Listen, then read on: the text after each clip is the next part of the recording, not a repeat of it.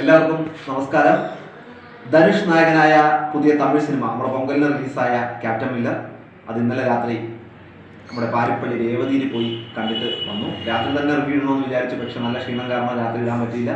Tamil cinema ഞാൻ അങ്ങനെ തിയേറ്ററിൽ പോയി കാണുന്നതല്ല, വല്ലപ്പോഴും ഒന്നോ രണ്ടോ സിനിമകൾ. കഴിഞ്ഞ വർഷം തന്നെ ആ ഒരു സിനിമയാണ് പോർത്തുഗൽ മാത്രമാണ് തിയേറ്ററിൽ പോയി കണ്ടത്.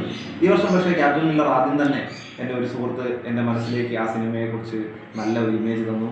അങ്ങനെ ആ ഇമേജ് വെച്ചിട്ട് ആ സിനിമ കാണണം എന്നുള്ള അതിയായ ആഗ്രഹം ഉണ്ടായി. അപ്പോൾ ആ സുഹൃത്തിനോടൊപ്പം തന്നെ റിലീസിൻ്റെ അന്ന് തന്നെ പോകണമെന്നാണ് വിചാരിച്ചത്. എന്നാൽ അതിൻ്റെ തലേന്ന് എബ്രഹാം ഓസ്കാർ റിലീസാവുകയും അത് കാണാൻ പോവുകയും ചെയ്തത് കാരണം പിന്നീട് അത് നടന്നില്ല. അപ്പോൾ ഇന്നലെ മറ്റൊരു സുഹൃത്തായ അനിൻഷായോടൊപ്പം പാരിപ്പള്ളി രേവതിയിൽ പോയി ക്യാപ്റ്റൻ മില്ലർ കണ്ടു. സെക്കൻഡ് ഷോയ്ക്കാണ് പോയത്. ഇപ്പോൾ ഇത്ര ദിവസമായെങ്കിലും നല്ല ഹൗസ്ഫുൾ ഷോ ആയിരുന്നു. അതോടൊപ്പം തന്നെ സിനിമയിലേക്ക് വരികയാണെങ്കിൽ ഇത്രയും മികച്ചൊരു തിയേറ്റർ എക്സ്പീരിയൻസ് തന്ന ഒരു സിനിമ ഈ അടുത്തൊന്നും ഉണ്ടായിട്ടില്ല. നമുക്ക് തിയേറ്ററിൽ ഒരു സിനിമ എൻജോയ് ചെയ്ത് ആസ്വദിച്ച് കാണാൻ പറ്റും.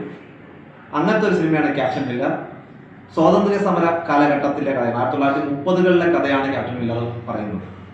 ആ കാലഘട്ടത്തിൽ ബ്രിട്ടീഷ് പട്ടാളത്തിന് വേണ്ടി ജോലി ചെയ്യുന്ന ഒരു സാധാരണക്കാരൻ, അതും ആ സാധാരണക്കാരൻ പിന്നീട് മനസ്സിലാക്കും താൻ ബ്രിട്ടീഷ് പട്ടാളത്തിന് വേണ്ടി അല്ല ജോലി ചെയ്യേണ്ടത്, തന്റെ നാട്ടുകാർക്ക് വേണ്ടിയാണ് ജോലി ചെയ്യേണ്ടതെന്ന് മനസ്സിലാക്കുകയും അതിൽ അയാൾ ജോലി ചെയ്യുകയും പിന്നീട് സ്വാതന്ത്ര്യ സമരത്തിൽ അയാളുടേതായ വഴികളിലൂടെ നമുക്ക് ഭഗത് സിംഗിനെ പോലുള്ള ആൾക്കാരെ ഒക്കെ നമുക്ക് ഇൻസ്പിറേഷനാണ്. അതുപോലുള്ള ഇൻസ്പിറേഷണൽ ക്യാരക്ടറാണ് ക്യാപ്റ്റൻ മില്ലർ എന്ന് പറയുന്നത്. സ്വാതന്ത്ര്യ സമര കാലഘട്ടത്തിൽ എങ്ങനെ ബ്രിട്ടീഷുകാർക്കെതിരെ പോരാടാൻ, എങ്ങനെ അവരെ തോൽപ്പിക്കാം എന്നുള്ള ഒരു കാഴ്ചയാണ്. അത് നമുക്ക് പലപ്പോഴും ചില സമയത്തൊക്കെ ദേശസ്നേഹം ഉണർത്തുന്ന, രോമാഞ്ചിഫിക്കേഷൻ ഉണ്ടാക്കുന്ന കുറേ സീനുകളും മറ്റുമൊക്കെ ഉണ്ട്. ഇനി ഇതിൽ എടുത്തു പറയേണ്ടുന്ന ഒരു കാര്യം എന്ന് പറയുന്നത് ഈ സിനിമയുടെ ക്യാമറ വർക്കാണ്. ക്യാമറ വളരെ മനോഹരമായിട്ട് തന്നെ ചെയ്തിട്ടുണ്ട്. അതിന്റെ ബാക്ക്ഗ്രൗണ്ട് നല്ല പ്രകൃതി രമണീയമായ സ്ഥലങ്ങൾ, ആ 1930 കാലഘട്ടത്തിലെ തമിഴ് ഗ്രാമങ്ങൾ വളരെ മനോഹരമായിട്ട് അവതരിപ്പിച്ചിട്ടുണ്ട്.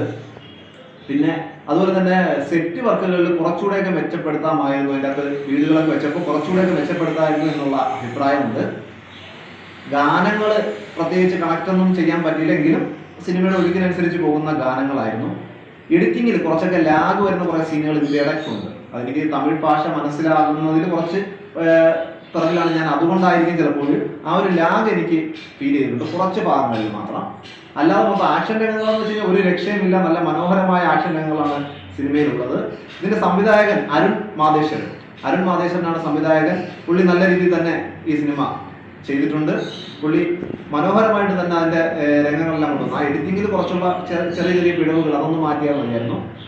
പിന്നെ ഇതിലെനിക്ക് മറ്റൊരു പോരായ്മയായിട്ട് തോന്നിയില്ല, ജൂനിയർ ആർട്ടിസ്റ്റുകൾ ചിലരുടെ പ്രകടനം അല്പം മോശമായിട്ട്, പ്രത്യേകിച്ച് ബ്രിട്ടീഷുകാരായിട്ട് അഭിനയിക്കുന്ന പല ആർട്ടിസ്റ്റുകളും, മെയിൻ ആർട്ടിസ്റ്റ് അല്ല അതിൻ്റെ കൂടെ വരുന്ന ആർട്ടിസ്റ്റുകൾ ചില സ്ഥലത്തൊക്കെ അവർക്ക് അഭിനയത്തിന് കുറച്ചുകൂടെ ക്ലാസ് ഒക്കെ കൊടുത്തിട്ട് ചെയ്തിരുന്നെങ്കിൽ വളരെ നന്നായിരുന്നു എന്ന് തോന്നിയിട്ടുണ്ട്. അവിടെ ചില രംഗങ്ങളൊക്കെ കാണുമ്പോഴത്തേക്ക് തമാശ വരുന്ന ഒരു ഫീലുണ്ട്. അത് സീരിയസ് ആയിട്ട് ചെയ്ത രംഗങ്ങളാണെങ്കിലും ആ ചിലപ്പോഴൊക്കെ ചിരിക്കാൻ തോന്നി. ആ രീതിയിലാണ് അവരുടെ അഭിനയം.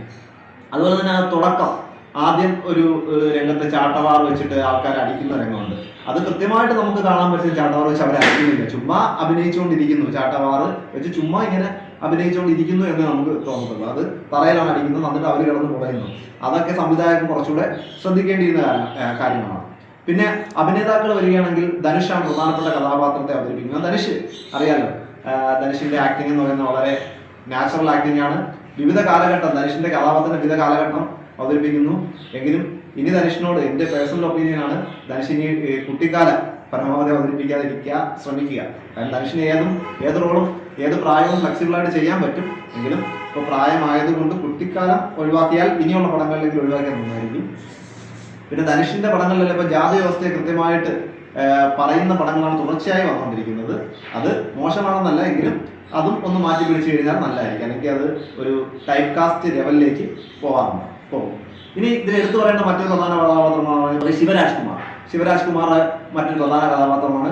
അപ്പോൾ ശിവരാജ് കുമാറിന്റെ കഥാപാത്രം ആദ്യം ഒന്നും കാര്യമായൊന്നും ചെയ്യാനില്ല, പക്ഷേ രണ്ടാമത് വരുമ്പോഴത്തേക്ക് പൊളിച്ചടുക്കിയിരിക്കുകയാണ് ശിവരാജ് കുമാർ.